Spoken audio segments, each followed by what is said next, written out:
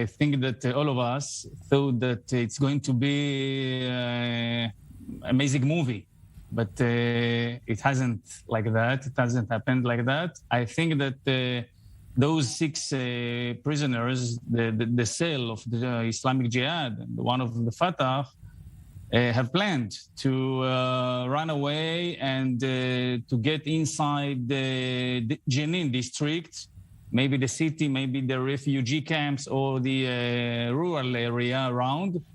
But in the end of the day, it didn't happen because up to the last reports and to the analyze, I think that they couldn't do it. They couldn't do it because a lot of forces, the IDF and so on, were closed the ways, the ways to on the roads to Jenin district, and it couldn't happen because it was too risky for them to go inside Jenin and hide there.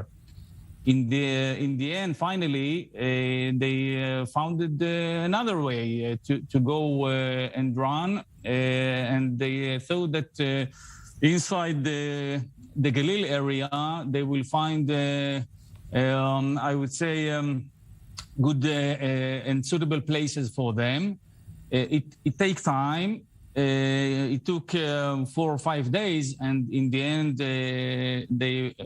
most of them are in the Israeli side. Yeah, and I think that we thought about the operation of running away from the prison.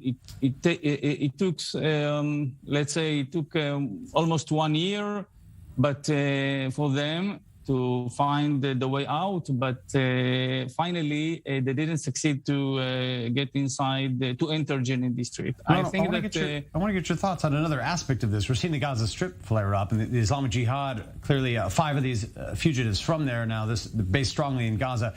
This new approach, we're seeing so much unrest here for weeks and flare up around the escape of these fugitives here. But now there's a talk amongst Israeli officials of focusing on the economy. But does Hamas and the Islamic Jihad, for that matter, hold just simply too many cards in this role now for that option to work? You were the liaison between the Palestinians and Israel in this arena for so many years. What do you think about the new tactic? Exactly.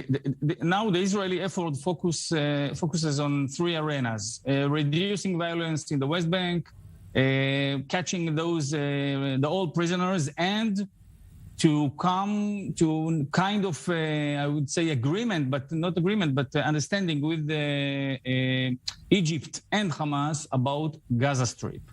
Now, we're in the middle or in the beginning of tension time.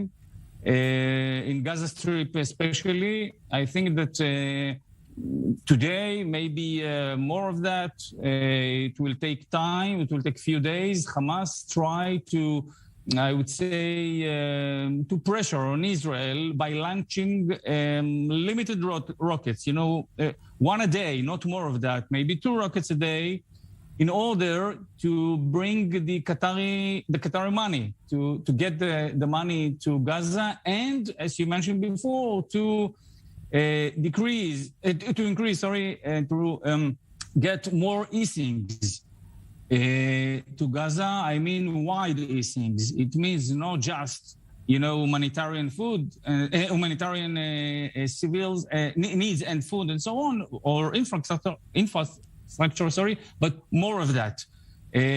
Normally open 24/7 all over. I think it's not the Israeli agenda, and for that, I think that the main role will be by Egypt to try to find kind of understanding on the ground. I don't think that we are going to come to, I would say, a compromise which will be satisfied and acceptable by the 2 sides, Hamas and Israel. And for that, I think that Hamas will try, and the Islamic Jihad as well, to continue pressure on Israel by launching rockets and violence on defense. The question now, I think that the ball is in the Israeli yard, not in Hamas yard, Israeli yard, because I would say the policy of Israel what to do tomorrow morning with Gaza Strip, this is the whole question. If Israel will prefer to, I would say, to calm down the issues, to come to security stability, to a quiet time, it means that Israel will open the barriers and will bring another easings. But I think that there is pressure inside Israel also to respond, not to hide, not to go on without any response military, I mean, in Gaza.